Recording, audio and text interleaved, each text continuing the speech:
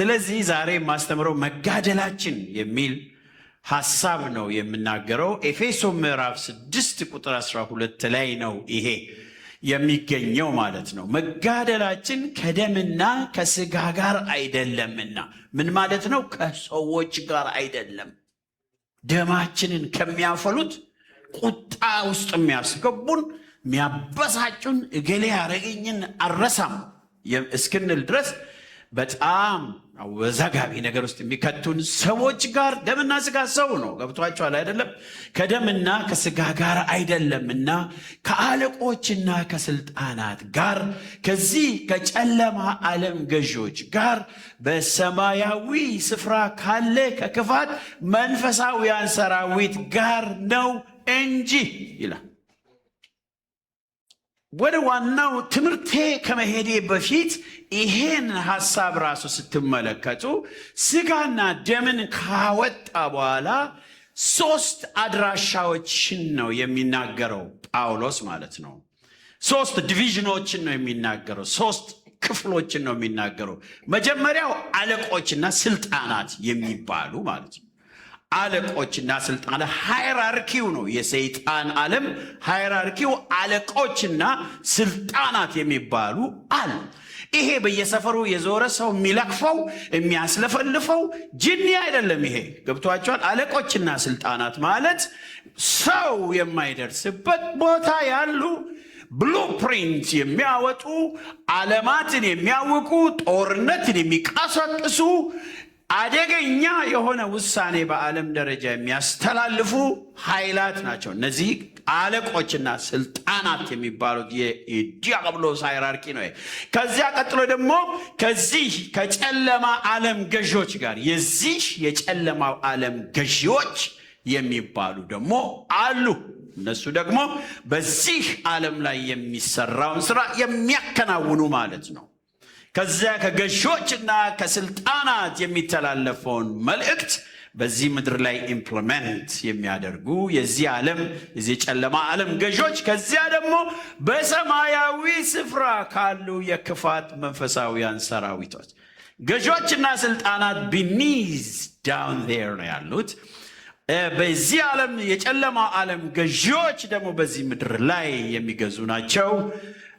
ከዚያ የክፋት መንፈስ በሰማያዊ ስፍራ ያሉ የክፋት መንፈሳውያን ሰራዊት የሚባሉት እነዚህ ናቸው። እነዚህ 3ቱ ግሩፖች ናቸው ጦርነታችን ያለው ማለት ነው። ስለዚህ አንድ ነገር ከሰው ጋር ስትበሳጩ፣ ስትለካከፉ ወይ የሆነ ነገር ሲፈጠር አንድ ከዚያ ሰውዬ ጀርባ ወይም ደግሞ ከዚያ ሰውዬ በስቲያ ያለው ይሄ 3ቱ ዲቪዥን እንደሆነ እንድታውቁ ያስፈልጋል ነው የሚለው ጳውሎስ። የዛሬው ትምህርት ተረጋግጬ በስነ ስርዓት የማስተምረው ነገር ነው። ምክንያቱም የእያንዳንዱን ሰው ህይወት በጣም ማተር ስለሚያደርግ ማለቴ ነው። ጌታ ሁላችንንም ይርዳን። 3ቱ ዲቪዥኖች ሰማይ ምንድነው? ይሄ የአለቆችና ስልጣናት የሚባሉ ዋናዎች ናቸው። እነዚህ ሁሉን ነገር ትእዛዝ እንዴት አንድን አገር እንደሚያበላሹ፣ እንዴት አንድን አካባቢ ወይም ደግሞ አገር ለምሳሌ ፎር ኤግዛምፕል አሜሪካ፣ ኢትዮጵያ የሚባሉ አገራትን፣ ዓለማትን፣ አህጉርን እንዴት እንደሚያበላሹ ቁጭ ብሎ ብሉፕሪንት የሚሰሩ ናቸው። ኦኬ። ለምሳሌ የፋርስ መንግስት አለቃ አለ። አለቆችና ስልጣናት ገብቷቸዋል። ምንድን ነው የሚለው? የፋርስ መንግስት አለቃ። በዚያ በፋርስ መንግስት ላይ ሁልጊዜ ዲዛይን የሚሰሩ ሰዎች የሚሰሩ መናፍስት ለአንተ የተጸለየውን የመጣው መልስ እንዳይደርስ ሬዚስት አድርጓል አለ። ከእግዚአብሔር የመጣን ጸሎት አቁመዋል እነዚህ አለ። ተመልከቱ ፓወራቸው። የመላእክት አለቃ ሚካኤል እንኳን ለስንት ቀን ነው የተዋጋው ይላል? ለ21 ቀን ነው የተቋቋማቸው። አለቆችና ስልጣናት። ኦኬ። ይሄ የመንፈሳዊ ውጊያ ትምህርት በጣም አድቫንስድ ነው ወገኖቼ። እውነቴን ነው የምላቸው። ታዲያ እነዚህ ሁለቱ ኦፊሶች የሐዋርያትና የነቢያት ኦፊሶች በጣም ከሚታወቁባቸው ሰብጀክቶች መካከል አንዱ ስፒሪቹዋል ዋርፌር ነው፣ መንፈሳዊ ውጊያ ነው። በጣም እነዚህ ሁለቱ ኦፊሶች ስፔሻሊ አፖስቶሊክ ኦፊስ ታዋቂ ኦፊስ ነው። ለምን መሰላችሁ? ፓዮኒርስ ስለሆኑ። ፓዮኒር ማለት ደግሞ አንድም ቀን ምንም ተሰርቶበት የማያውቅ አዲስ ስራ የሚሰሩ ስለሆነ፣ አዲስ ግራውንድ ብሬክ ስለሚያደርጉ፣ የክርስቶስ ስም ባልተጠራባቸው ቦታዎች የጌታን ስም ለመስበክ ተጣጣርኩ እንደሚል ጳውሎስ፣ የሐዋርያነት ጸጋ የክርስቶስ ስም ባልተሰበከበት ቦታ ሄዶ መስበክ ነውና እስናት አባት ከተማ ውስጥ የሚኖር አይመስለኝም። የሐዋርያነት ጸጋ ወገኖቼ ባልተጠራባቸው ቦታ ለመስበክ ተጣጣርኩ እንደሚል እዚያ ቦታ ፈጽሞ የክርስቶስ ስም ባልተነገረበት ቦታ ሄዶ ለመስበክ ሲሄድ ሰው ያ ቦታ በምን ተይዟል? በጋኔኖች፣ በአጋንንቶች፣ በአለቆችና በስልጣናት ተይዟል። ስለዚህ ናቹራል ጉዞ ማድረግ አትችልም። ዝም ብለህ ሄደ ቸርች ቡም ማድረግ አትችልም። ምን ማድረግ አለብህ? እዛ የሰፈረውን የደደረውን እዛ የተጋገረውን የአጋንንት አሰራር ሁሉ መጀመሪያ በመንፈሳዊ ውጊያ ማባረር ያስፈልጋል፣ ማጽዳት ያስፈልጋል። የእግዚአብሔር ቃል እንዳይሰበክ፣ ሰዎች እንዳይድኑ ሐሳባቸውን የሚያሳውር ለወንጌል ልባቸውን የሚዘጋውን አሰራር ስፒሪት ኦፍ ሬዚስታንስ የሚቋቋም መንፈስ ምን መሆን አለበት? መጠረግ አለበት። ስለዚህ ይህ አፖስቶሊክ ሚኒስትሪ ናምናን አፖስትል ገብቷቸዋል። የዚህን ሬስቶሬሽን ግን በጣም አስተምር ነበር በፍቅር ደስ ብሎ በኃይል እና ያንን ነገር በደንብ አድርጎ አጽድተው ሐዋርያት ሄደው በዛ ቦታ ቤተ ክርስቲያን የሚተክሉት። ክብር ለእግዚአብሔር ይሁን። እኔ በኢትዮጵያና በሱዳን ቦርደር መካከል ራቁታቸውን የሚሄዱ ፈጽሞ ቅጠል እንኳን በቅጡ ማያገለድሙ ብሔረሰቦች አሉ። የሱዳንም የኢትዮጵያም ቅልቅል የሆኑ ማለት ነው። እግዚአብሔር አንድ ወቅት ለነሱ ቸርች ፕላንት እንዳደረግ ልኮይ ነበር። ገና ወጣት ያለው ማለት ነው። እዛ ልኮይ ነበር። በሄድኩበት ጊዜ ያጋጠመኝ ነገር ነው ብዙ ትምህርት የሰጠኝ። በሄድኩበት ጊዜ መንገድ የለውም፣ ምንም የለውም፣ ምንም ኢንፍራስትራክቸር የለውም። ከዚህ ከኦሮሞ አገር ወደዛ በእግር ለ2 ቀን ሙሉ ቀን መጓዝ አለባችሁ፣ በእግር ማለት ነው። መንገድ ደግሞ የለውም። አንዳንድ ጊዜ መንገዱ ይጠፋል። በየት ዲሬክሽን እንደምትሄዱ አታውቁም። ይሄ ቀርከሃ በረሃ ውስጥ የሚበቅለው ቀርከሃ ቅርፊቱ ይወድቅና መሬቱን ስለሚሸፍነው መንገዱ ይጠፋል፣ በሱ ተሸፍነው ማለት ነው። ስለዚህ የሚመሩኝ ልጆች ሄደው መንገዱን ፈልገው እያሰመሩ እኔ ወዳለሁበት ይመጣሉ። ከዚያ በዛ እየሄድን ሌላው ችግር ደግሞ ይሄ ቀርከሃው ቅርፊት ስትረግጡት እንደ ምንድን ነው እንደ ሳሙና ነው የሚያሟልጨውና እግራችሁ ወደ ሰማይ ልክ እንደ አይስ ምንድን ነው የሚባለው? ይሄ ብላክ አይስ የሚባለው እዚህ ሀገር ስኖው ሲጥል እንደሱ ማለት ነው። አደገኛ። በዛ መንገድ ሄድንና ወደዛ ሀገር ሲሄድ መጀመሪያ መንገድ ላይ አድር መሸብን እና አንዱ ኮሞ የሚባል ብሔረሰብ አለ። ጥቁር ነው፣ ቋንቋቸውን አላውቅም፣ ራቁታቸውን ነው የሚኖሩት። ሰውየው ቤት ለመንንና ሰውየው ራሱ እኛን ተጠራጠርን። እኛ መጠራጠር ሲገባን ማለት ነው። ትንሽ ቀላንበት፣ ፈረንጆንበት ማለት ነው። ለመጀመሪያ ጊዜ በቀላቴ ስደት ደረሰብኝ እዛ ማለት ነው። በረንዳ ላይ ነው የምታድሩት አለ። ቤት ውስጥ በረንዳና ቤቱ ራሱ አይታወቅም እኮ ምንም ግርግዳም የለውም። እዛ ውጪና ውስጥ ብሎ ራሱ መድቦት ነው እንጂ ለማደር ስንሄድ ማታ የያዝናትን ምንድነው ይሄ ቅንጬ ማካሮኒ ምናምን ከኛ ጋር ያለ ደግሞ የሼፍም ነበረን ይቀቅላል። አቀቃቀሉ ራሱ የሚያስቅ ነው። ማካሮኒው ሲቀቅለው ቀቅሎት በላዩ ላይ በርበሬ ይጨምርበታል። በላዩ ላይ ምናምን ጨማምሮበት ምርጫ የለም። እንዴት ደስ ይላል እያሉ መብላት ብቻ ነው። ይሄ አገር ቤት ምንድነው በሰላማዊ ኑሮ ያለው ሜኒው መርሳት አለባችሁ ማለት ነው። እና በልተን ልክ ልንተኛ ስንል እዛ ቤቱን የሰጠን ሰውዬ ጀመረ ሪቹዋሉ ማለት ነው። የአጋንንት አምልኮውን ጀመረ። ልጆቹን አሰልፎ የሆነ ነገር እያቃጨለ ምን እያለ አፉን እየከፈተ አይኑን እያጉረጠረጠ አምልኮውን ጀመረ በሳት ዙሪያ። ይሄ ሁላችሁ ያልኩት ይሄንን ነው። ይሄ መንፈስ ሳይመታ ቸርች ፕላንት ማድረግ አይቻልም። ኦልሬዲ ተይዟል እኮ አካባቢ። እግዚአብሔር ለእስራኤላውያን መጥቶ ወተትና ማር የምታፈሰው ምድር እሰጣችኋለሁ ብሎ የነገራቸው ወተትና ማሩን ብቻ ነበር። በዛ ቦታ ላይ የሰፈሩትን አጋንንቶች አልነገራቸው። እነዚያ ከነዓናውያን፣ ኢያቡሳውያን፣ ፌርዛውያን፣ ምናምናውያን የሚባሉትን አልነገራቸው። ስለዚህ ልትወርስ ስትሄድ ምን ታደርጋለህ? እነዚያን ውያውያንን ምን ማድረግ አለብህ? you need to drive them out። እግዚአብሔር ፕሮሚስ ያደረገህ ነገር ተይዟል። እግዚአብሔር የሰጠ ፕሮፌቲክ ኦውነር ነህ አንተ። እነሱ የህግ ባለመብት ሊሆኑ ይችላሉ። እኛ ግን ፕሮፌቲክ ኦውነሮች ነን። ፕሮፌሲ is more powerful than law። ይገባችኋል? ግን የምናገረው ነገር ፕሮፌሲ በፕሮፌቲክ ኦውነር ከሆንክ የህግ ካርዲ ከቆረጠት ሰው በላይ ስልጣን አለ ማለት ነው። because it is destined to you።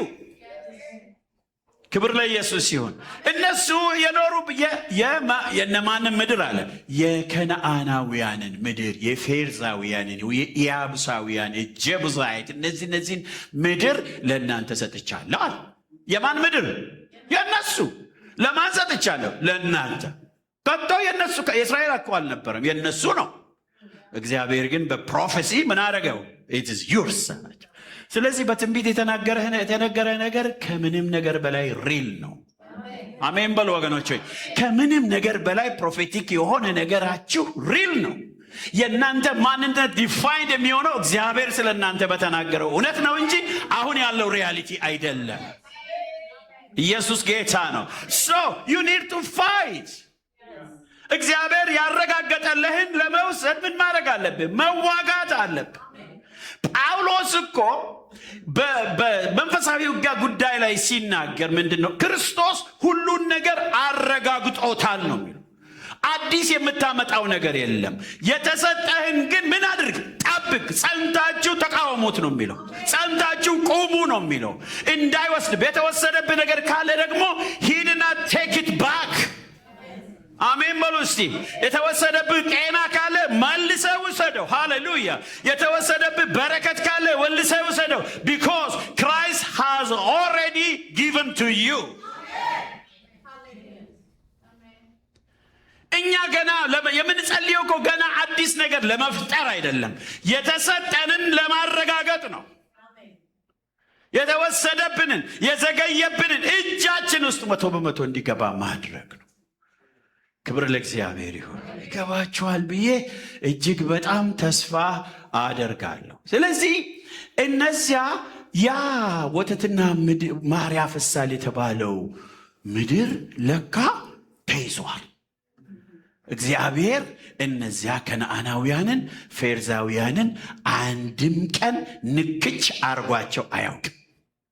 ተደላድለው እንደዚህ ሲበሉ እንደፈለጉ ሲሆኑ አንድም ቀን ሰላም ነስቷቸው አያውቅም። እግዚአብሔር ማንን እየጠበቀ ነው? እስራኤል መጥቶ የነዚያን አናት እንዲመታ እየጠበቀ ነው። እግዚአብሔር ጠላትን አይመታልህም፣ አንተ ራስህ አናቱን ትመታለህ። አሜን በሉ ወገኖቼ።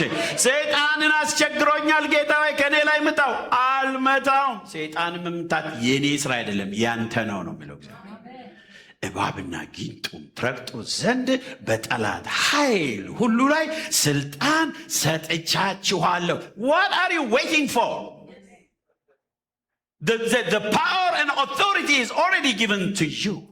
ተሰጥቷል እኮ።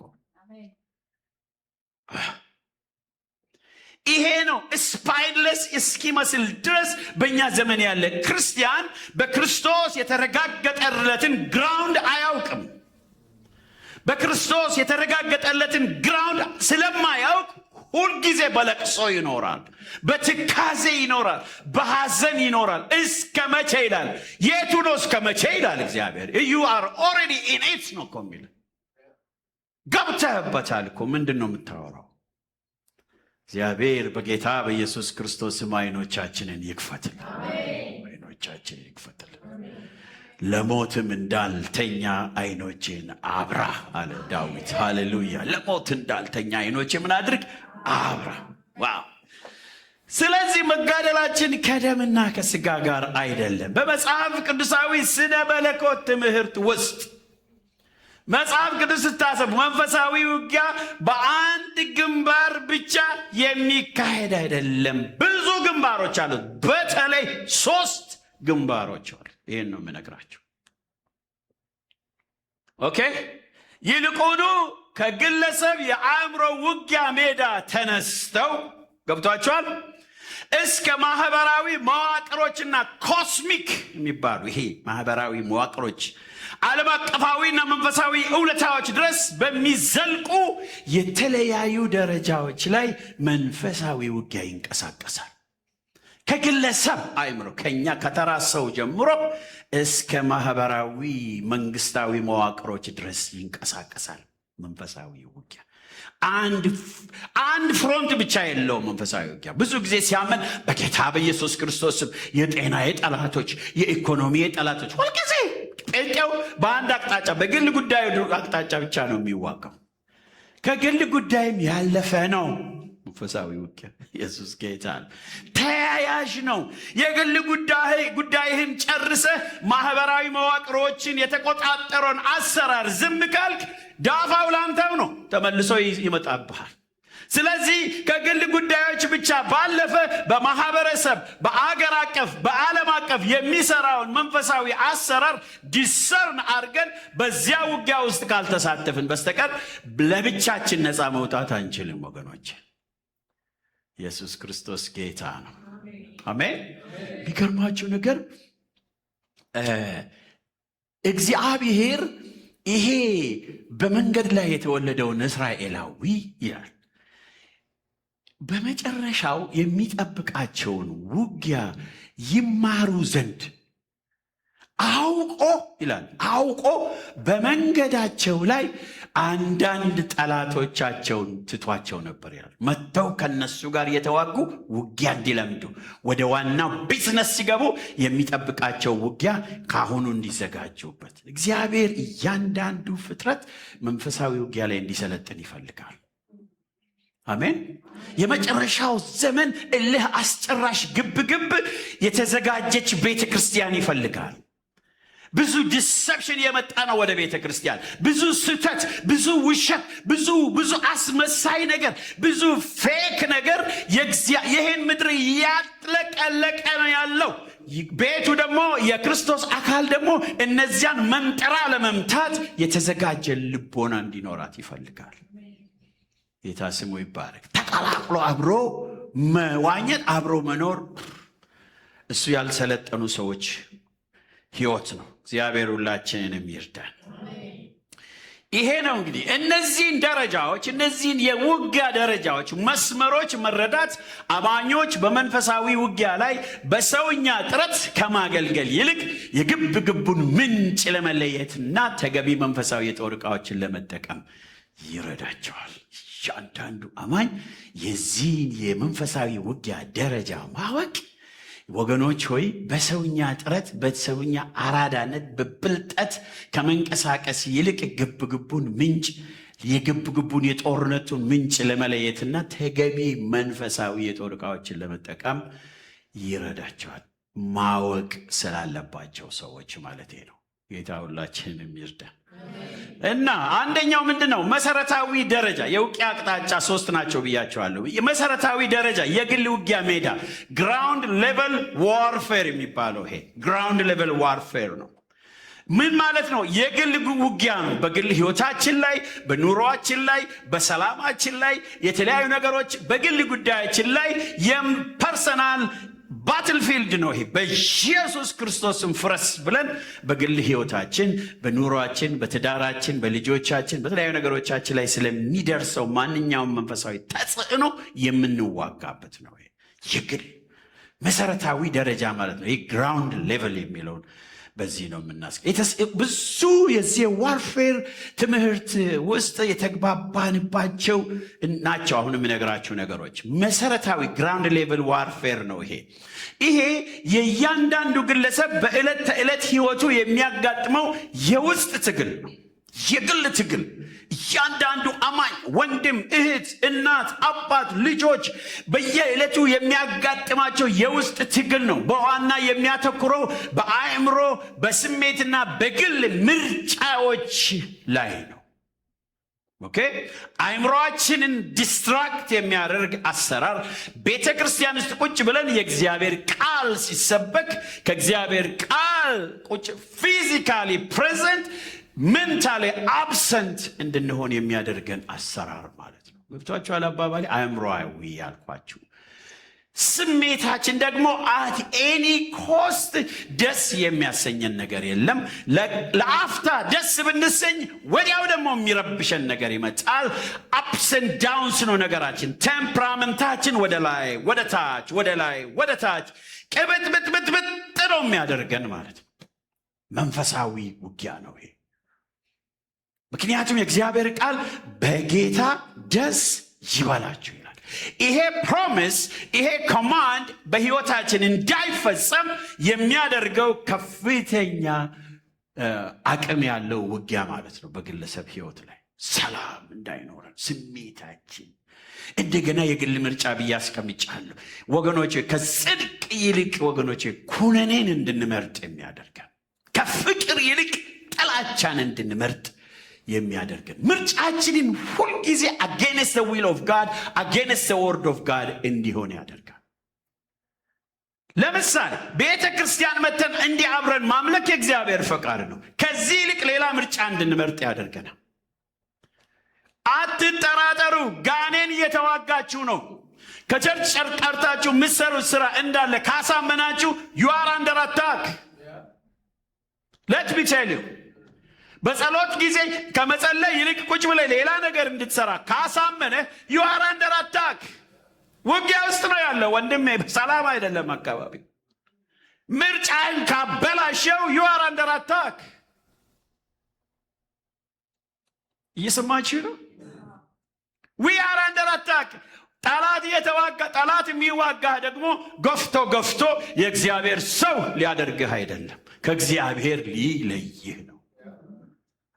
ስለዚህ ግራውንድ ሌቨል ዋርፌር በጣም ለእያንዳንዱ ሰው ያስፈልጋል። በግል ደረጃ በኢየሱስ ክርስቶስ ስም ዲስኢንትረስትድ የምታደርገኝ በጸሎት ጉዳይ ላይ፣ ቃሉን በማንበብ ላይ፣ ቸርች ሄጄ በመካፈል ላይ፣ በመጾም ላይ፣ በመጸለይ ላይ እግዚአብሔር ከኔ የሚፈልገውን ኦቤይ እንዳላረግ አጉል ምርጫ የምታስመርጠኝ ከጽድቅና ከቅድስና ይልቅ ርኩሰትን እንድመርጥ የምታደርገኝ በጌታ በኢየሱስ ክርስቶስ ስም እጅህን አንሳ።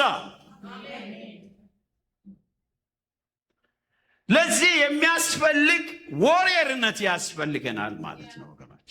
ለዚህ የሚያስፈልግ ጦረኝነት በጣም ያስፈልገን። if you sit there watch what is going to happen, you end up somewhere ወገኖች። በጣም በእኛ ቤት ውስጥ ምን ያህል መንፈሳዊ ውጊያ እየተካሄደ ነው ያለው።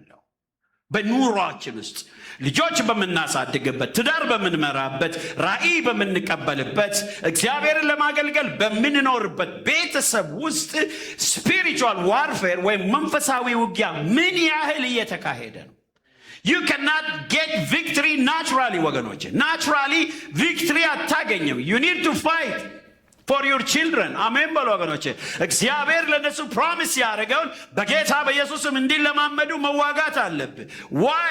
the devil is distracting your children, right? distract ያደረጋቸው ነው።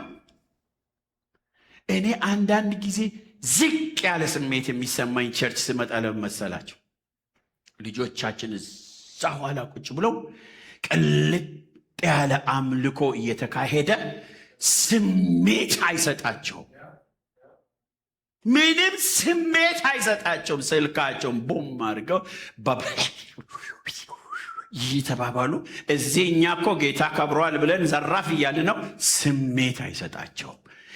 they are under attack ወገኖቼ and we are under attack ወገኖቼ። ይሄንን ማመንፈስ ነው የሚያዋጣው እንጂ አለማመንፈስ አይደለም የሚያዋጣው። it doesn't touch their heart ወገኖች። ልባቸው አይነካም። ለምንድነው ልጆች ልባቸው የማይነካው? why? ቤተሰቦቻቸው ፈቅደውላቸው ነዋ ልባቸው እንዳይነካ። ምንም እንዲያውም ከጌታ የሚያርቃቸውን ብዙ ድጋፍ እናደርግላቸዋለን፣ ገንዘብ ከፍለን ማለት ነው። ያሳዝኑናል።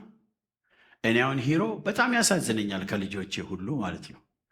ምክንያቱም በዚህ ዕድሜው ኦፔ አድርጎ ታዞ ስርዓት ይዞ ከኛ ጋር ስለሚኖር ልቤን ይነካዋል። አት ዘ ሴም ታይም ትላንትና ምን አልኩት? አንተ በተቀመጠልህ መርህ ስለማትሄድ ይሄ ስልክህ ይገርምሃል፣ በሳምንት ውስጥ የሚያናግርህ ለጥቂት ቀን ብቻ ነው አልኩት። አልቀበለውም እኮ እጁ ላይ እንዳለ ነው የማጠፋው። ቢገለብጠው ወደ ላይ ቢመልሰው ቢጎረጉረው አይመልስለትም። ዋይ I need him to get connected with God instead of his phone. ወገኖቼ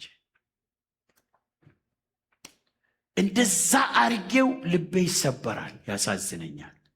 ልቤ እንክትክቱ ይውጣ እንጂ አሳቤን አልቀይርም። ዋይ በዚህ በኔ በማደርገው በሚፈቅድለት ፈቃድ ጠላት ይሄን ልጅ እንዲያገኘው ስለማልፈልግ። ወገኖቼ እግዚአብሔር ሁላችንም ይርዳን። ስለዚህ ግራውንድ ሌቨል ዋርፌር ላይ ነቃ ብሎ አሜን በሉ። ጠላት እየዘረፈ ነው፣ ቤታችሁን፣ ጤናችሁን እየዘረፈ ነው። ትዕግስታችሁን ዘርፎታል። ብዙ ነገሮቻችሁ ተዘርፏል። ለምንድን ነው ዝም ብለን የምናየው? ሰው መኪናውን ጥረቅ አንዴ ብቻ አይለም 3-4 ጭጭጭ ያደርጋል ወደ ቤት ሲሄድ ከመኪናው ወርዶ። ለምን? ሜክ ሹር ለማድረግ መኪናው እንደተቆለፈ። ለምን? እንዳይዘረፍ፣ መኪና ውስጥ ያለው ዕቃ እንዳይዘረፍ፣ ቤት ውስጥ ያለው ዕቃ እንዳይዘረፍ። እንዲያው አይለኛ ምንድን ነው ይሄ በኮድ የሚዘጋ ነገር ያደርጋል። ነገር ግን በህይወቱ በኑሮው ያለው እንዳይዘረፍ ምንም ጋርድ አያደርግም ሰው። what do you mean? That's why I came up with this agenda ወገኖች። በዚህ አጀንዳ የመጣሁት ለዚህ። እንዴት ነው እየጸለይ እንደዚህ ያስተማርን ሰው ሀብታም የማይሆነው? በመንፈሳዊ ነገር ጠብቆ የሚዘርፈው ጠላት ስላለ ነዋ። ግራውንድ ሌቨል ዋርፌር ስለማያቅ ነዋ። ሰው ጮሌ በዛ። በቃ ምንድነው ይሄ ነሬቲቭ ምንድነው የሚባለው? ይሄ ተንታኝ በዛ። ትንታኔ ይሰጣል ሰው ስለ ሁሉ ነገር። የራሱ ግን ወገኖች ሆይ ባዶ ያስቀረው ነው። ግራውንድ ሌቨል ዋርፌር ያልኳችሁ ለዚህ ነው። በዋናነት የሚያተኩሩ በአእምሮ፣ በስሜት፣ በግል ምርጫዎች ላይ ነው። በኢየሱስ ክርስቶስ ስም ምርጫዬን አስተካክላለሁ። ምርጫዬን የምትበርዝ በጌታ በኢየሱስ አጉል አቋም እንዲይዝ የምታደርገኝ፣ መያዝ ካለብኝ አቋም ደግሞ የምትመልሰኝ በኢየሱስ ክርስቶስ ስም አስረሃለሁ ብለን ነው መገለጥ ያለብን። ሁልጊዜ እንደምትጮሁ፣ ሁልጊዜ እንደምትቆጡ፣ ሁልጊዜ አግሬሲቭ እንደሆናችሁ ለጨለማው መንግስት አሳውቁ። ሊውክዋርም እንደሆናችሁ፣ ቻይ እንደሆናችሁ፣ ትዕግስተኞች እንደሆናችሁ፣ እሱም በተመለከተ ያን ያህል ጎጂ እንዳልሆናችሁ ካመነ ገና መጥቶ ብዙ ነገር ያጠፋል። ገና ብዙ ነገር መጥቶ ያጠፋል። እግዚአብሔር ሁላችንን የሚርዳን። ሁለተኛው ሌቭል የግራውንድ ሌቭል የግል ነው ብያቸዋል። ይሄ የጥንቆላ ነው። ይሄ ሁለተኛው ኦከልት ሌቭል የሚባለው የጥንቆላ የሰዎችን ግንኙነት ደረጃ፣ ግንኙነታዊና ስውር አሰራሮች ላይ ያለ መንፈሳዊ ውጊያ ነው። መንፈሳዊ አካባቢ ላይ የሚፈጠሩ መንፈሳዊ ቀውሶች ኦከልት ሌቭል፣ በስህተት አሰራር፣ በስህተት መንፈስ፣ በአጋንንቶች፣ በጥንቆላ፣ በድግምት ላይ የሚደረግ ዋርፌር ማለት ነው። ይሄ ኦኬ ኦካልት ሌቨል፣ ይሄ ኢንተርፐርሰናል ሌቨል ነው። ይሄ the relational and the hidden practices ይባላል። የተሰወረ ነገር ግን የአንድን አካባቢ ሁኔታ ሜስ የሚያደርግ አደገኛ ነገር ነው። ይህ ደረጃ በሰዎች በተሳሳቱ አሰራሮች ወይም በግል ግጭቶች በኩል ከሚሰሩ ክፉ ተጽዕኖች ጋር የሚደረጉ ቀጥተኛ ፍልሚያዎችን ያካሂዳል ይላል። በሰዎች በተሳሳቱ አሰራሮች ወይም በግል ግጭቶች በኩል የሚሰሩ ክፉ ተጽዕኖች ጋር የሚደረጉ ቀጥተኛ ፍልሚያዎችን ያካትታል። ይሄ ኢንተርፐርሰናል ነው። ገብቷቸዋል። የግላችን ብቻ ሳይሆን ከኛም ደግሞ ወጣ ያለ በግጭቶች፣ በቤተ ክርስቲያን፣ በማህበረሰብ፣ በአካባቢ ግጭቶች ላይ ትኩረት ያደረገ ገብቷቸዋል። በግል ግጭቶች ላይ፣ የተለያዩ ማህበረሰብ ግጭቶች ላይ፣ የጥንቆላ አሰራሮች ላይ በጥንቆላ አሰራር የተያዙ የአንድ አካባቢ ሰዎች በጥንቆላ አሰራር አይምሯቸው ተይዞ ምንም ነገር አያውቁም። እየተማሩ ይሄዱና ፈዘው ነው የሚቀሩት። ቢኮዝ የዛ አካባቢ ጥንቆላ አፍዝ አደንግዝ አይምሯቸው እንዳይሰራ አድርጓል ማለት ነው። አንዳንድ ጊዜ ተምረው ቁጭ ብሎ ሲናገሩ ተራ ነገር የሚናገሩ ሰዎች አይታችሁ አታውቁም እንዴ? ተምረው ይሄ ሰውዬ ስትሉት የማይረባ ተራ ነገር የሚያወራው። ይሄን አሰራር ወገኖች ኦካልት ሌቨል የሚባለው ውጊያ ነው የሚያወጣው። በስህተት መንፈስ ብዙ የደነዘዙ ሰዎችን ነፃ የምናወጣበት ነው። መጨረሻው እነዚህን ወደ የተነተንኩ ስለሚሄድ ቶሎ እንደ መግቢያ ተናግሬ ልሂድ። ስልታዊ ወይም ግዛታዊ ደረጃ፣ የአማርኛዬን እንግዲህ ይቅርታ አድርጉ። ስልታዊ ወይም ስትራቴጂክ የሚባለው ስትራቴጂክ ሌቨል ዋርፌር ነው የሚባለው። ስልታዊ ግዛታዊ ደረጃ ከአለቆችና ክልላዊ መንፈሳዊ ውጊያ ነው። ከአለቆችና ከክልላዊ መንፈሶች ጋር የሚደረግ ውጊያ ነው። ይሄ ሃይ ሌቭል ነው ማለት ነው።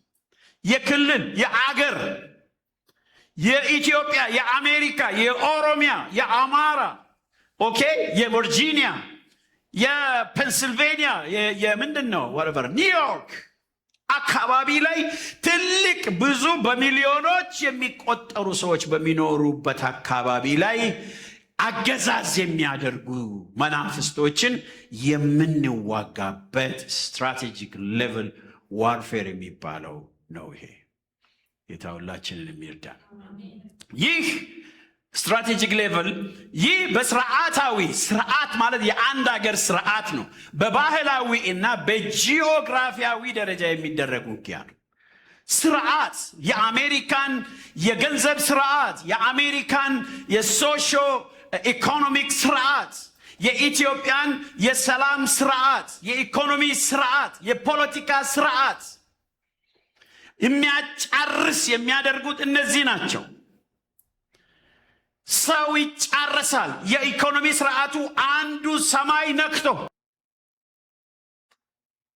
ይሄ ዝብርቅርቅ ያለ አሰራር የሚፈጠረው ሌላው የመጀመሪያ ደረጃ ሲቲዝን እንዲመስል፣ የተቀረው ደግሞ አውትካስት የተደረገ የተጣለ ዋጋ የሌለው አንወርዚ ኦፍ ኤቭሪቲንግ እንደሆነ እንዲሰማው የሚያደርግ ስርዓት ነው።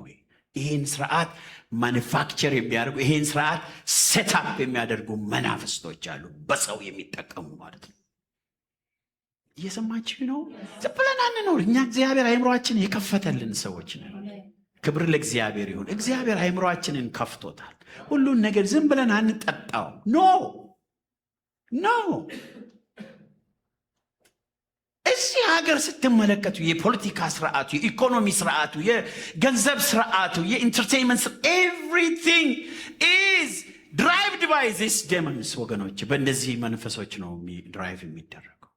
ስለዚህ ብዙዎችን ሲያስለቅስ ታያላችሁ፣ ብዙዎችን ሲያደማ ታያላችሁ፣ ብዙዎችን ሲጥል ታያላችሁ፣ ብዙዎችን ቤተሰብ ሲበትን ታያላችሁ። ይሄ የእግዚአብሔር ስራ አይደለም፣ የአለቆችና የስልጣናት ስራ ነው። ስለዚህ በስርዓታዊ በአንዳንድ ባህሎች ደግሞ ባህላችን ነው ኢትዮጵያውያን የምንለው ባህላችን ነው፣ እንትኖች ባህላችን ነው። ባህል ላይ የሚሰሩ መናፍስት፣ ባህልን ተጠቅመው ትውልድን የሚያራቁቱ፣ ባህልን ተጠቅመው ትውልድን መሃይም የሚያደርጉ መናፍስት ምንም እንዳይረዳ አድርገው ያፈዙታል። ባህሉን ተጠቅመው ባህሌ ነው ይላል። አለባበሱ ምኑን ይዞ ሲመጣ ባህሌ ነው ይላል። there is something behind your ባህል። be very careful። አሜን በሉ ወገኖቼ። ባህላችን ነው።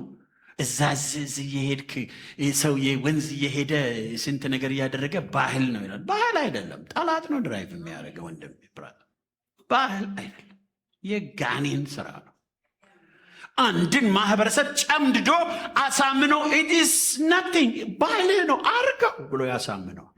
እናንተ አይናችሁ ሲበራ ግን ኖ ባህል አይደለም ስትሉ አቤት በገጀራና በቆንጨራ አናታችሁን ያነሱላችኋል። እነዚህ ስትራቴጂክ ሌቭል ዋርፌር ያስፈልጋቸዋል።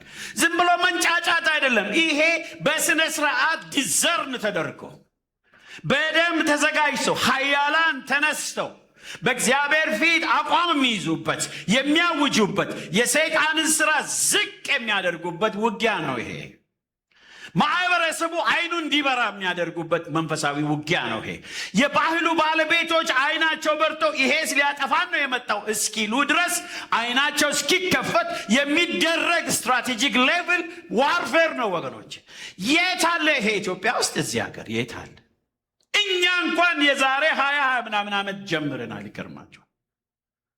በጣም የተሳካ አገልግሎት፣ በጣም የተሳካ ጸሎት ካዛንችስ ላይ 7ኛ ላይ በዛ አካባቢ ያሉ ገቨርኒንግ ስፒሪቶችን ቴክ ዘም ዳውን ተብሎ ጸሎት የሚጸልዩ ሰዎች ተመድበው ያንን አካባቢ ጽዱ አድርገውታል። ይገርማቸዋል።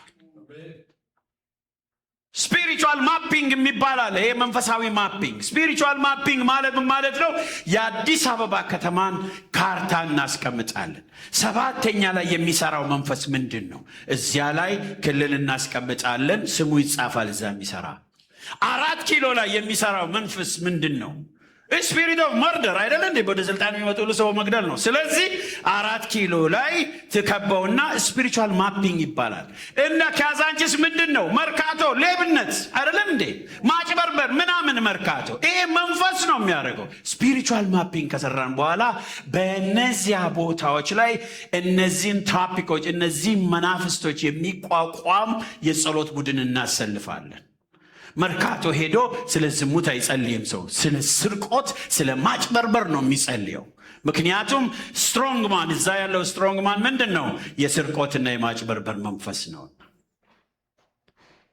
4 ኪሎ ሄዶ ስለ ኢክማን ነው ስለ ቅድስና አይጸልይም ሰው። ምክንያቱም ስለ ፖለቲክስ ነው የሚጸልየው 4 ኪሎ። ይሄ ፓርላማው ቤተ መንግስቱ ምናምኑ ያለው የት ነው? 4 ኪሎ ነው። ስለዚህ 4 ኪሎ ላይ ያለው ስትሮንግማን ምን አይነት ነው? እንዲህ ነው ብሎ ዲሰርን ያደረጉ በደንብ የገባቸው ሰዎች ይሰልፋሉ፣ እዛ ላይ ይጸልያሉ። ትልቅ ልዩነት የሚመጣው እንደዚህ። እግዚአብሔር በእኛ እጅ ነው ያስቀመጠው ወገኖች። መንፈሳዊ ውጊያ ተራ ነገር አይደለም። ልቃቅ ምናምን ብለን የምንጮህበት ብቻ አይደለም። ኢትስ ሶ ዲፕ። ስለዚህ ይሄውም መንፈሳዊ ኃይላት በሙሉ ብሔራት ተመልከቱ። ብሔሮች የኢትዮጵያ፣ የኦሮሚያ፣ የአማራ ብሔራት፣ ተቋማት፣ ኢንስቲትዩሽኖች፣ የትምህርት ኢንስቲትዩሽን፣ የጤና ኢንስቲትዩሽን ገብቷቸዋል። እነዚህ ምንድነው የሚባሉት? ኦኬ፣ እነዚህ ብሔራት፣ ተቋማት፣ ስርዓቶችና የዓለም እይታዎች ላይ ተጽዕኖ የሚያሳድሩበት የመንፈሳዊ ውጊያ ደረጃ ነው። ብሔራት የቱ ብሔር ነው ኢትዮጵያ ውስጥ እስካሁን ድረስ አንደርስታንድ ያልተደረገው? ዋይ ኢዝ ዛት ሃፕኒንግ? ለምንድን ነው እዛ ይሄ የሚመጣው? ሰው ላይ መፍረድ ቀላል ነው። ነገር ግን የመንፈስ አሰራር እዛ አካባቢ እንዳለ አውቆ ለጸሎት መነሳት ትልቅ መፍትሄ ለሁሉም ይሰጣል። የትዕቢት መንፈስ ኢትዮጵያ ውስጥ ያለኛ ማንም የለም።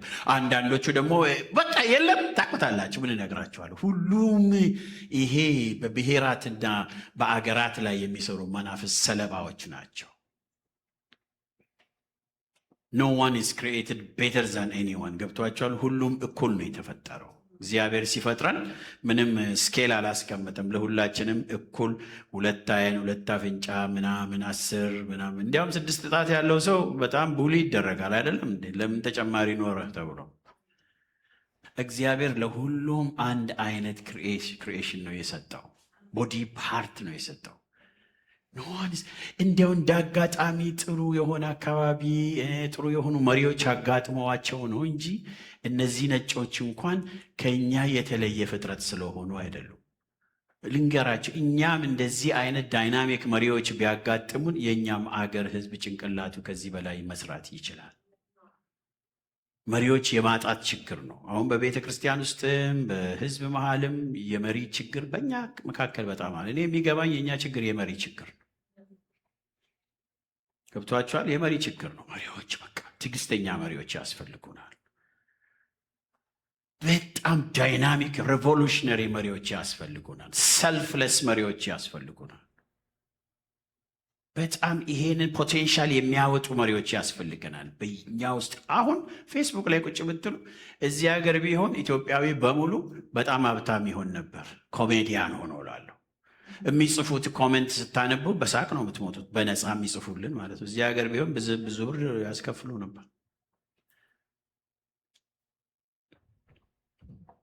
ኤኒዌይስ ተስማምቷቸዋል? ያ በጣም ይሄ በጣም ልናሰምርበት የሚገባ ነገር ነው።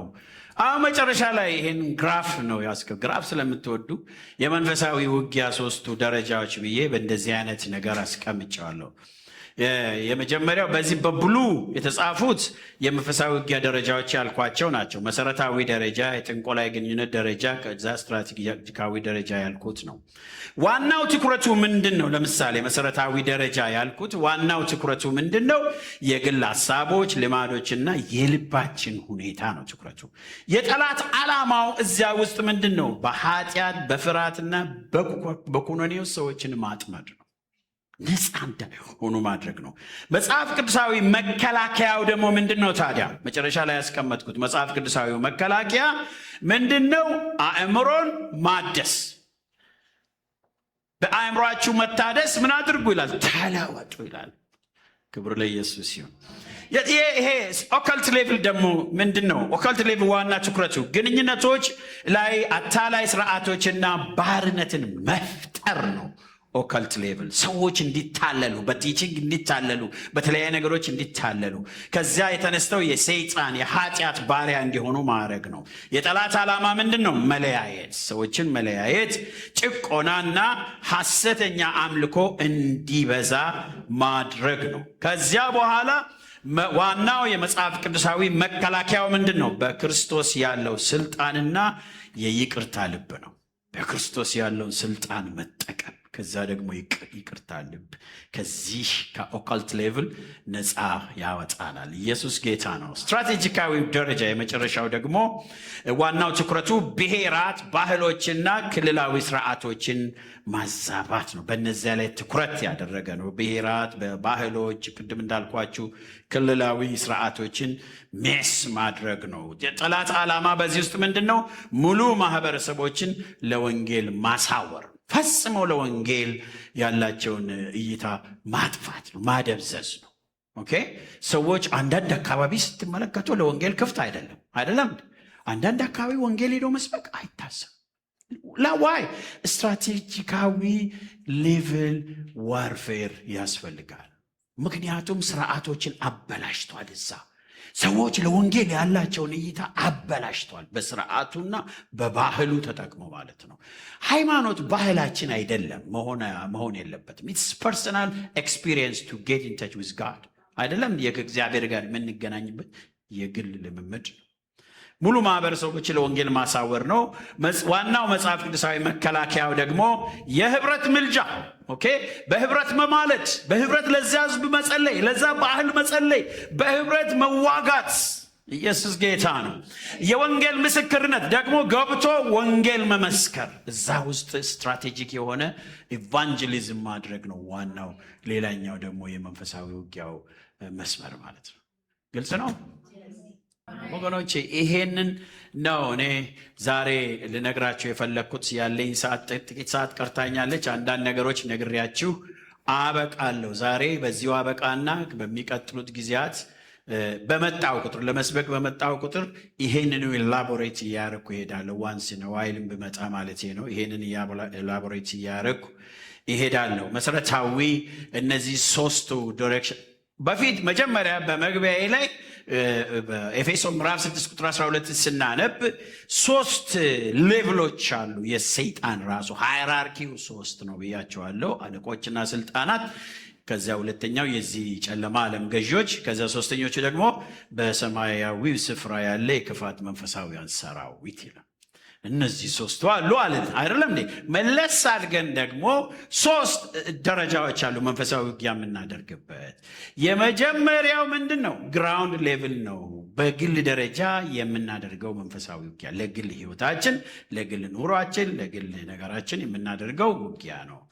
የምርጫችንን የሚያዛባ ብዙ ነገሮቻችን የሚያዛባ ብያለሁ። ሁለተኛ ደግሞ ኦካልት ሌቭል ነው። አካባቢን በስህተት ትምህርት የሚበርዝ አካባቢ ማህበረሰብን በተሳሳተ እምነት የሚይዙ የጥንቆላ አሰራሮች፣ የድግምት አሰራሮች ሃይሊ አካባቢውን ኢንቬድ ያደረጉ አሰራሮች ብያቸዋለሁ። ሶስተኛው ደግሞ ምንድነው? ስትራቴጂክ ሌቭል፣ ይህ ስልታዊ ደረጃ ውጊያ። እሱ ደግሞ ባህሎችን፣ መንግስታትን፣ አገሮችን አሁን ኢትዮጵያ ውስጥ ጦርነት ሊነሳ ነው፣ እንደዚህ ሊሆን ነው፣ በሰሜን በኩል መቼም ይሄ ቲክታከሩ ምናምኑ ብለው ያወራል አይደለም እንዴ? አይደለም። እኛ ታሪካችን በስትራቴጂክ ሌቭል ዋርፌር መቀየር አለበት። አሜን በሉ ወገኖች። ይሄ ደም መፋሰስ፣ የሰው መሞት የምናስቀረው ቸርች ነው። ስለዚህ እኛስ ምንድን ነው የምንለው መሰላችሁ? እኛስ ምንድን ነው? ግራውንዳችን የእግዚአብሔር ነው። አንተ ወንድምህን ተኩሰህ አትግደል፣ ኖ ማተር ዋት ሂ ዲድ ነው የምለው እኔ ነው። ምክንያቱም እኛ ፕሮፌቲክ ቮይስ ነን። እኛ ለዛች ሀገር ቸርች ኢዝ አ ፕሮፌቲክ ቮይስ።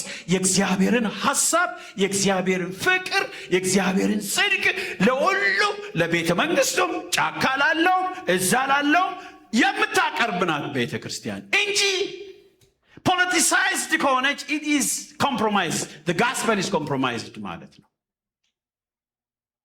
የእግዚአብሔር መድረክ የፕሮፌሲ መድረክ ነው ወገኖቼ። የእግዚአብሔር ፕሮፌቲክ ቮይስ መድረክ። እኛ ይሄንን የሚፈጥሩ መናፍስትን ነው የምንቃወመው እንጂ እገሌን ደግፈን እገሌን ተቃውመን። ጦርነቱ ፍትሃዊ ነው ይባላል አንዳንድ ጊዜ በመሪዎች አካባቢ። እንደው ምንም ስለማላቅ ጅል ስለሆንኩ አይደለም እንደዚህ አይነት አቋም ይዘው። ቀላል ጊዜ አላሳለፍኩም በአገልግሎትም በኑሮዬም። አሁን በቅርብ ጊዜ ትሰማላችሁ ስንት እድሜ ስንት እንደሆነ ወገኖቼ። ኢትዮጵያ ውስጥ ተወልዶ ያደገ ሰው ለምንድን ነው? ሀገራችን እኮ እንወዳለን አይደለም እንዴ? እኔ በጣም ነው የምወደው ያን ሀገር። ኖ ማተር ከነኮተቱ ለምንድን ነው አስሬ የምመላለስበት? ምን ቀረኝ ብዬ I love that country። እዛ ሰውን የሚሰማኝ ሰላም ቀላል አይመስል ደስታ። and still I don't like what is happening every time now and then። ያንን ክሪቲክ አደርጋለሁ እንደ እግዚአብሔር ሰው ማለት ነው። ማንም ተሸማቆ ማንም እንዲነግስ አይደለም። ሁሉም ኢኳሊ ጥሩ ስሜት እንዲሰማው፣ ጊልት ደግሞ ከተሰማው በትክክል ለሁሉም እንዲሰማው አድርገን ነው የምንናገረው። ስለዚህ ይሄ ስትራቴጂክ ሌቭል ዋርፌር ያስፈልገናል። ጨምድዶ መንግስታችን ስላችሁ አሁን ያለውን አይደለም እኮ የምላችሁ፣ ከምድሮ ጀምሮ ከምኒልክ ጀምሮ ልበለው መንግስት ከኖረን ጊዜ ጀምሮ እስካሁን ድረስ ያለው ስፒሪት አለ። ያንን አካባቢ የሚይዝ ያንን ፖዚሽን የሚገዛ መንፈስ ኢማጂን ገብቷችኋል? ያንን የሚገዛ መንፈስ መንግስታችን ያልኩ ለዚህ ነው እንጂ አሁን በጠቅላይ ሚኒስትር አብይ የሚመሩትን ብቻ ማለት አይደለም። ኤቭሪዋን ማነው ፕሪቪየስ ኤንድ ፊውቸር ያንን አካባቢ ሁልጊዜ አሰብስቦ የሚጠብቅ በመጡ ቁጥር አይምሯቸውን ጨምድዶ አደጋ እንዲፈጥሩ የሚያደርገውን ስትራቴጂክ ሌቭል ዋርፌር የሚያካሂዱ ሰዎች ያስፈልጋሉ። ያንን አካባቢ ያንን ፖዚሽን በውጊያ የሚያጸዱ እፎይታ እንዲመጣ ያ አካባቢ መጽዳት አለበት ወገኖቼ። እግዚአብሔር ሁላችንን የሚርዳን። ይሄን ነው እንግዲህ ዛሬ መነጋገር የፈለግኩት። ይሄንን ግራፍም ሰርቼ ያመጣሁት ለዛ ነው። ፎቶ አንስታችሁታል ብዬ አምናለሁ። በእነዚህ የጠላት በመጀመሪያው የውጊያ ሜዳ የመጀመሪያው መሰረታዊ የግል ውጊያ ባልኩት ስር የውጊያ ሜዳው የሰው ልብና አእምሮ ነው። ይሄ ግራውንድ ሌቨል የግላችን ውጊያ ያልኳቸው የመጀመሪያው። ይሄን በምትመለከቱበት ይሄን ትንሽ ላብራራ ከዛ ስር ኦኬ። ይህ እያንዳንዱ ግለሰብ በዕለት ዕለት ህይወቱ በሚያጋጥመው የውስጥ ትግል ነው ብያቸዋለሁ። የግል ችግሩ ነው። በቃ ሰላም ማጣት፣ አለመረጋጋት፣ መታወክ፣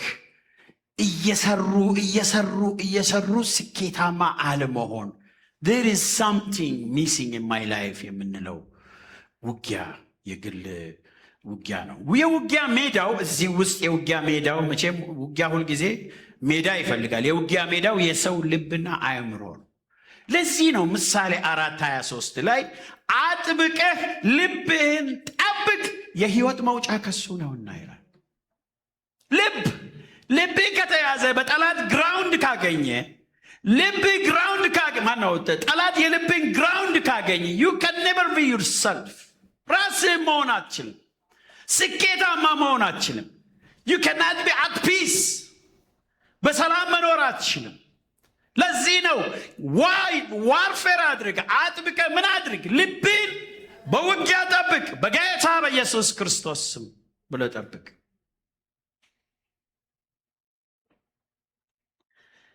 ያዕቆብ ምዕራፍ 1:14-15 ደግሞ እንደዚህ ይላል፣ ነገር ግን እያንዳንዱ በራሱ ምኞት ሲሳብና ሲታለል ይፈተናል። ከዚህ በኋላ ምኞት ጸንሳ ኃጢአትን ትወልዳለች፣ ኃጢአትም ካደገች በኋላ ሞትን ትወልዳለች ይላል። ልብ ወሳኝ ነው ወገኖች። ኃጢአት ራሱ ትልቅ ግራውንድ የሚያገኘው ልባችን ውስጥ ነው፣ አእምሮአችን ውስጥ ነው። የጠላት ስልት እዚህ ውስጥ ምንድን ነው? ስልቱ ምንድን ነው? በዚህ በግል ውጊያ ዙሪያ ማታለል ነው፣ ያታልለናል። ፈተና ነው። ይሄ ጊልት ይሄ የጥፋተኝነት ስሜት ሁልጊዜ የሚደበድበው ሰው ታውቃላችሁ። ሁልጊዜ የጥፋተኝነት ስሜት ምንም ንስሐ ቢገባ፣ ምንም ቢጸልይ፣ ምንም ጌታ ራት ቢወስድ ስቲል የጥፋተኝነት ስሜት የማይለቀው የጠላት ስልት ነው እሱ። ስለዚህ ያን ጊዜ ምን ማድረግ አለብህ? ዮሐንስ 4:4 በኢየሱስ ክርስቶስ ስም አይ አም ፍሪ በል። አሜን በሉ እስቲ አሜን በሉ። ያ ጥፋተኝነት ስሜት፣ መጥፎ ልማዶች፣ ይሄ ፖርን እያዩ መደሰት፣ ዘፈን ማዳመጥ፣ የተለያዩ መጥፎ ልማዶችን ይሰጠዋል። የተለያዩ ሱሶች ውስጥ መግባት፣ መጠጥም ትንሽ ቀመስ ብታደርግ ስሜትን ያረጋጋልሃል። or you can smoke some tobacco or something። መጥፎ ልማዶችን ጥሩ አድርጎ ያሳያል። ይህን ደፍሬ የምለው በዚህ ዘመን ሰዎች በጣም ለዚህ ኤክስፖዝድ ስለሆኑ ነው። ብዙ ነገር ስለምንሰማ ስለምናይ ነው። ቀስ እያሉ አንድ ብርጭቆም መሳብ ተጀምሯል። ደስ ሲል እቱ መንቀመስ ይነብና ያለኝ አንድ ሰውዬ የሆነ ሱቅ ይዤው ሄጄ እሱ በህይወቱ ምንም ቀምሶ አያውቅም መጠጥና መጠጥ የሚሸጥበት አካባቢ ደረስን። እዛ ሄዶ አየው በቃ ሳንቀምስ ነው እንደምንቀረው ይሄን ነገር አለኝ። ቅመስ ማን ከለከላል? ጠጥቶ ስለማያውቅ ነው። ቀስ ብሎ ጠላት ያሳምናል፣ ኮንቪንስ ያረጋል። አትስገር እንጂ አትጠጣ አልተባለም። ለምንድን ለሆድ ህመም ደግሞ ወይን ጠጅ ጠጣበት ተብሎ ተጽፏል። ታዲያ አንተን ያመመ ራስህን ነው እንጂ ሆድህን ነው እንዴ? ደግሞ ምን ማለት ነው? ከዚህ በፊት አስተምሬያለሁ ይሄን ወይን ጠጅ። እኛ እስራኤል ሀገር ስንሄድ እና ወዳጅ ስለ ወይን ጠጅ ብዙ ተምረን ነው የመጣ ነው። ወይን ጠጅ ለሽቶ የሚሆን አለ፣ ለመድኃኒት የሚሆን አለ፣ ለምግብ የሚሆን አለ፣ ለምን የተለያዩ ናቸው። ያንን ነው እንጂ ያለው ለመጠጥ የሚሆነውን አይደለም። መርጠን እኛ እንጋታለን። ወይን ጠጅ የተለያየ ስራ ሽቷቸው እዚህ ጋር ሲያደርጉላችሁ ከእስራኤል እስክንወጣ ድረስ ከኛ ላይ አልጠፋም ነበር ሽታው። የወይን ሽታ ማለት ነው። የምግብ አለው፣ ሳሙና ራሱ አለው። እጃችን ላይ እንደዚህ አድርገን ታጥበንበታል። በወይን የሚሰራ ሳሙና እንትኑ እንደ ሬዚዲው እንደ አተላ የሚመስል አለ የወይን። ይሄ የተለያየ ነገር እሱን እጅ ላይ ተቀብተ ታጠብ ተብዬ ወይኔ በፌስታል አድርገው በሰጡኝ ሽታው እንዲህ ስል ነው ያልኩት እንጂ ወገኖች፣ ይሄ ጠርሙስ ላይ ገብቶ አልኮል ገብቶበት የሚሰክሩበት አይደለም። ለሆድ መድኃኒት አለ። ወይን ጠጅ እርማችሁን አውጡ። ይሄኔ ፍሪጃችሁ ያስቀመጣችሁ ሰዎች ከዚህ እንደሄዳችሁ ጣሉት፣ መጥቼ እንዳላየው። ገብቷችኋል? መጥፎ ልማዶች፣ ያልተፈታ ምሬት፣ ይቅር ያልተባለ ምሬት፣ በቃ ቁጭ ብላችሁ በየጊዜው ያስታወሳችሁ የምትብሰለሰሉበት እገሌ አለኝ አደረገኝ የምትሏቸው ነገሮች ሁሉ የዲያብሎስ መሳሪያዎች ናቸው። እናንተን ዝቅ ለማድረግ እናንተን ደስታችሁን ለመቀማት ጠላት የሚጠቀምበት ነው። ዋናው አሰራሩ ምንድነው? ከእግዚአብሔር እውነት ጋር የሚቃረኑ የተሳሳቱ የአስተሳሰብ ዘይቤዎች ወይም የሐሰት እምነቶች ምሽግ ነው ይሄ። ስለዚህ ለዚህ የሚያስፈልገውን የጦር ዕቃ ልንገራችሁና ከዚህ ልውጣ። ለዚህ የሚያስፈልገው የጦር ዕቃ ምንድነው? ሮሜ ምዕራፍ 12 ቁጥር 2 ነው። በአእምሮአችሁ መታደስ ተለወጡ ይላል። በእግዚአብሔር ቃል አእምሮአችን ይታደስ። ወገኖች ሆይ በራሳችሁ praying the scripture የሚባል ነገር አለኝ እኔ መጽሐፍ ቅዱስን መጸለይ። ዝም ብዬ መጽሐፍ ቅዱስን እያነበብኩ በጌታ በኢየሱስ ክርስቶስ ስም ራሴን እዚህ ውስጥ አስገባለሁ፣ በመገረፉ ቁስል ተፈውሳችኋል ይላልና እኔ በዚህ ቃል መሰረት በጌታ በኢየሱስ ስም ተፈውሻለሁ። እግዚአብሔር ሆይ በጠላት ኃይል ሁሉ ላይ ስልጣን ሰጥቻችኋለሁ ይላልና ዛሬ ስልጣኔን አረጋግጬ እወጣለሁ። praying the scripture ገብቷችሁ ስክሪፕቸር መጸለይ፣ መጽሐፍ ቅዱስ ያነብባችሁ መጸለይ። ከሌላው ከምንተባተብበት ጸሎት ይልቅ ይሄ ኃይል አለው። ይገርማል። because God honors his word. praise the scripture ወገኖች፣ ይሄ ለዚህ የሚያስፈልገው ይሄ ነው። ሐሳብን ሁሉ ለክርስቶስ እንዲታዘዝ መማረክ ነው። ሁለተኛ ቆሮንቶስ ምዕራፍ 10 ቁጥር 5 ላይ ሐሳባችን ለክርስቶስ እንዲታዘዝ ማድረግ። ለክርስቶስ አይምሮአችን ልቦናችን በታዘዘ ቁጥር ፈጽሞ ስፒሪት ኦፍ ኦቢዲየንስ ባገኘን ቁጥር ሰላማችን ይመለሳል፣ ድላችን ይረጋገጣል። ወገኖች ይሄን እንዳትረሱ። ሌላው ምንድነው? የግል ንስሐና በመንፈስ መመላለስ ነው። በግል ማንኛውም በጣም አበላሽተነዋል ያልነውን ነገር ሁሉ በእግዚአብሔር ፊት አድሬስ ማድረግ ነው። ኦኬ አበላሽቸዋለሁ ያላችሁትን ኖ ማተር ዋት ሌቭሉን አይደለም እኔ የማውቀው። አበላሽቸዋለሁ ያላችሁትን በእግዚአብሔር ፊት ሊትራሊ ጊዜ ወስዶ እንዲሁ መንገድ ስትሄዱ የምታነሱት አይደለም፣ ጊዜ ወስዶ እግዚአብሔር ፊት አድሬስ ማድረግ፣ ከዛ በመንፈስ መመላለስ። ሁለተኛው ምንድን ነው? ይሄ ደግሞ የኦካልት ሌቭል ይህ ደረጃ በሰዎች በተሳሳቱ አሰራሮች ወይም በግል ግጭቶች በኩል ከሚሰሩ ክፉ ተጽዕኖዎች ጋር የሚደረጉ ቀጥተኛ ፍልሚያ ነው። እኛ አካባቢ በአንድ አካባቢ ያለ የመንፈስ አሰራር፣ የጥንቆላ አሰራር። ኦኬ ሰዎች አሁን እንዲያው የሚገርም ነገር ምንድን ነው? ሰዎች ጥቁሮች የሚበዙ እኔ እኮ እናንተ ነጭ እንደሆናቸው አላቅም እስከዛ ጥቁሮች የሚበዙበት ጋር ሄጄ አልኖርም ይላሉ ሰዎች። እንደዚህ አይነት ሰፈር መጥፎ ሰፈር ነው ይላሉ። ለእኛ እኮ ጥሩ ሰፈር የለም የትም። ለዳነ ሰው ምድር መሆኑ ራሱ በቂ ነው። ኢትስ a broken world። ስለዚህ የትም ብንሄድ ኦካልት ሌቭል ዋርፌር ነው የምናደርገው። አሜን በሉስ። እዛ አካባቢ ያለውን ክፉ አሰራር ሁሉ እናፈርሳለን። እግዚአብሔር ከኛ የተነሳ ያንን ሰፈር ጥሩ ያደርገዋል። እኛ ግን ሌሎች ጥሩ ያደረጉት ሰፈር ፈልገን ነው የምንኖረው። መቼ ነው እኛ ኃላፊነት ወስደን የምናስተካክለው? ጥቁሮች ይበዛሉ እዛ አልኖርም ይላሉ። እናንተ ምንድነህ ነው የምለው? ጥቁሮች ይበዛሉ። ነጩስ መቼ አልተናገርም እንጂ መቼ ወደደ አንተ እዛ መኖር? እንዲህ አይነት ነገሮች በጥቁር ሰፈር ብቻ አይደለም ችግር ያለው፣ በነጭ ሰፈርም ችግር አለ ወገኖች። እኛ ግን ይዘን የምንሄደው ይሄንን ሌቨል ዋርፌር ነው። ይሄን ማድረግ ከቻልክ የትም ትኖራለህ። አሜን በሉ እስቲ። ይሄን ማድረግ ከቻልክ የትም ትኖራለህ። ልጆችህ አይነኩም፣ ንብረትህ አይነካም። እንዲያውም ካንተ አልፎ ተርፎ አካባቢው ነፃ ታወጣለህ። if you know how to do this እኛ ደግሞ እናሰለጥናቸዋል። እርግጠኛ ነኝ ፓስተር ደስታ ምን የምናሰለጥናቸዋል። ይሄን ኦክልት ሌቭል ዋርፌር ስንት ሰይጣን የሰፈረበት ቅድም ያልኳችሁ ሚሽነሪ ሆኜ ሄጄ ያልኳችሁ አካባቢ ያ ሰውዬ ራሱ ነው እኮ ጌታን የተቀበለው።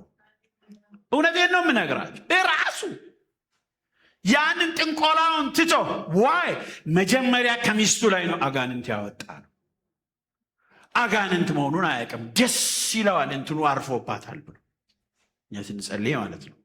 ይሄ መንፈሱ የታረቀው መሰለው ስትንከባለን። ከዛ ኃይለኛ የሆነ ዳግም የሚባል ልጅ ደግሞ ከኔ ጋር አለ። እሱ ደግሞ ቆሞ ደሙ የሚፈላው በሰውየው መደሰት ነው። ከዛ ድምፁን ከፍ አድርጎ ምን ይለኛል? ይሄ ሰውዬ እዚህ ቆሞ እሱ መንፈስ አይወጣም አለኝ። የሚገርማችሁ የሰራዊት ጌታ እግዚአብሔር ምስክሬ ነው። ጠራርገን ለጌታ አስረከበ። ከዚያ በኋላ ከትንሽ ጊዜ በኋላ ሚስትየዋ ሞተች። ኦኬ፣ ሰውየው ብቻውን ቀረ። ያው ትልቅ ሰው ነው ወገኖቼ። እግዚአብሔር በእጃችን ላይ ምን አስቀምጧል? ድል፣ ኃይል አስቀምጧል። የጀደረ ከዘመናት ጀምሮ የተቀመጠ መንፈስ እኛ በዚህ ሌቭል ዋርፌር እንድንጠርገው አዞ። ከዛ ተነስቼ እንደገና ሌላ አንድ ቀን ነው ተጉዤ የሄድኩት እኔ ቸርች ፕላንት ለማድረግ። ያ እኮ መንገድ ላይ ሲሄድ ያደርኩበት ነው፣ ግን እዛም ቸርች ጀመር በዛ ሰውዬ ምክንያት ማለት ነው።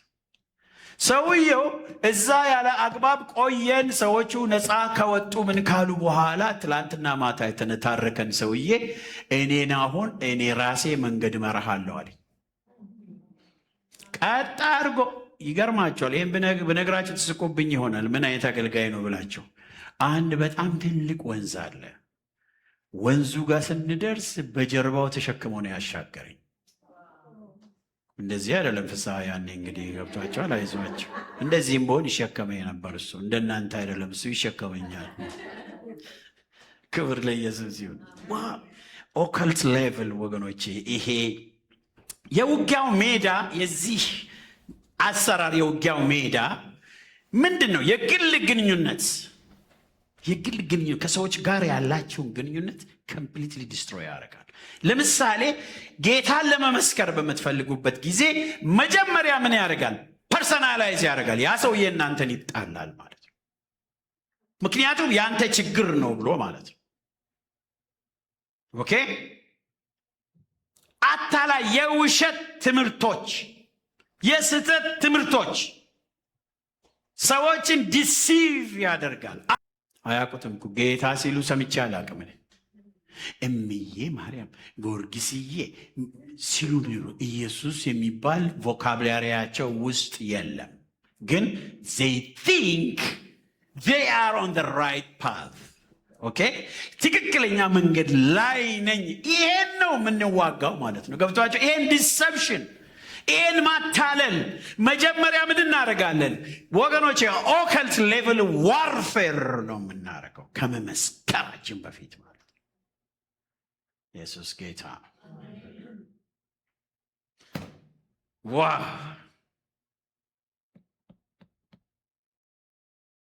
ምስጢራዊ የጥንቆላ አሰራሮች ዊችክራፍት የሚባለው ማለት ነው። ይሄ ምንድነው? የውጊያው ሜዳ ጥንቆላ ነው። ጥንቆላ እኮ ሰዎች ለመጠንቆል ቤት ተከራይተው ወይም ቁጭ ብለው የሚያደርጉት አይደለም። እያንዳንዱ ሰው የሚናገረው የመርገም ቃል ጥንቆላ ነው።